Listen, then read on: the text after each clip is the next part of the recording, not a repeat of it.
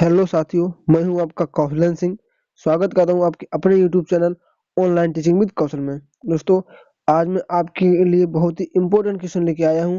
दोस्तों, ये जितने भी एग्जाम टीसीएस कराती है वही सारे एग्जाम से संबंधित ये क्वेश्चन लेके आया हूं। तो दोस्तों स्टार्ट करते हैं बिना किसी देरी के अपना पहला क्वेश्चन। साथियों, पहला क्वेश्चन क्या है हमारा? संगम युग के दौरान रोमन का व्यापार केंद्र कहाँ था? तो कहाँ था? मुसरी में था। बढ़ते हैं अपने अगले क्वेश्चन तरफ। रुद्रदामन किस वंश के थे? तो किस के? शक वंश के थे। क्वेश्चन नंबर 3, किस चोल राजा ने सबसे पहले श्रीलंका पर विजय प्राप्त की थी? तो किसने की थी? राजा राम प्रथम ने की थी।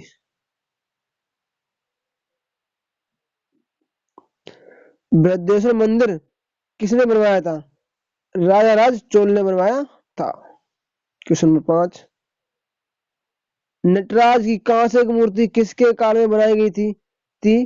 चोल शासकों के में बनवाई थी। तंजौर में बृहदेश्वर मंदिर किस धार्मिक संप्रदाय से संबंधित है? तो किसके?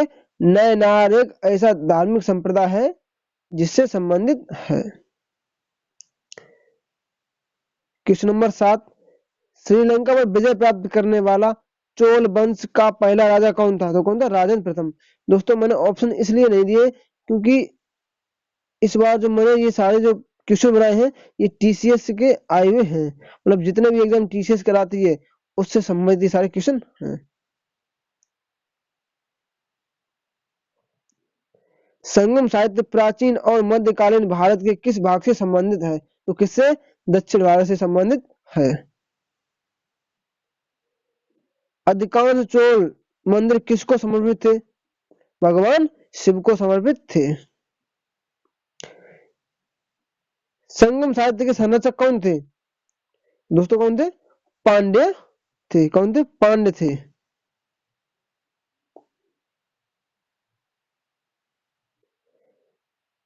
चोल साम्राज्य किस राष्ट्रकूट के शासकों के हमले का सामना करना पड़ा था?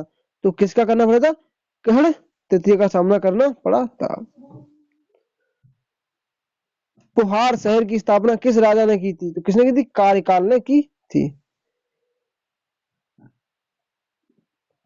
अरब सागर में भारतीय नौसेना की सर्वोच्चता स्थापित करने वाला प्रथम भारतीय शासक कौन था? राजा राज प्रथम। दोस्तों, चोल शासकों ने सबसे पहले किसका निर्माण किया था? नेवी का निर्माण इन्होंने ही किया था। दक्षिण के चोल साम्राज्य का उदय कब हुआ था? तो कब हुआ था? 9वीं ईस्वी में हुआ था। क्वेश्चन नंबर 15, चोलों द्वारा विकसित दक्षिण भारत की मंदिर वास्तुकला की विशिष्ट शैली को क्या कहा जाता है? तो क्या कहा जाता है? द्रविड़ शैली कहा जाता है। क्वेश्चन नंबर 16, किस राजा ने सम्मान की निशानी के रूप में अमीर जमींदारों को किसकी उपाधि दी थी? तो किसकी थी? अरेयर की दी थी। अरेयर की दी थी।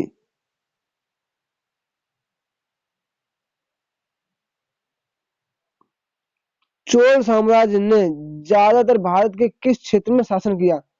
तो ये चोल लोग कहते थे ये तमिलनाडु, शायद तमिलनाडु, केरल, आंध्र प्रदेश, इधर इन लोगों ने शासन किया।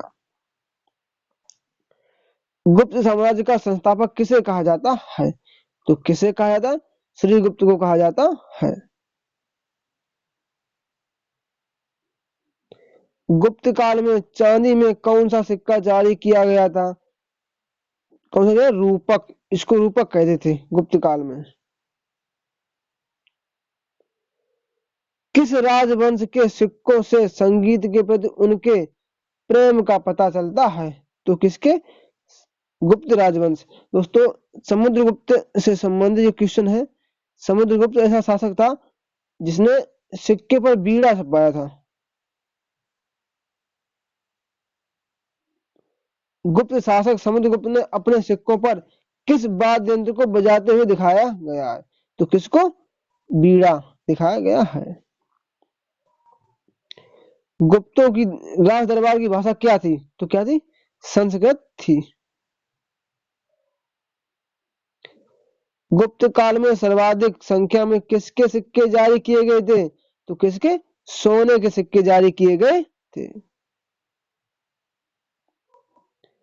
किस राजवंश के शासन को भारतीय इतिहास का स्वर्ण काल कहा जाता है? गुप्त साम्राज्य को कहा जाता है। अजंता की चित्रकारी किस से संबंधित है? तो किससे? गुप्त काल से संबंधित है। अजंता की गुफाओं का निर्माण किस काल में हुआ था? तो किसमें हुआ था? गुप्त काल में हुआ था। गुप्त काल में हुआ था। गुप्त काल के चित्रकार के सर्वोत्तम नमूने किस स्थान पर देखे जा सकते हैं? कहाँ? अजंता की गुफाओं में देखे जा सकते हैं। गुप्त शक की स्थापना किसने की थी? चंद्रगुप्त प्रथम ने की थी। अपनी जीत के कारण भारत का नेपोलियन किसे कहा गया? समुद्रगुप्त को कहा गया।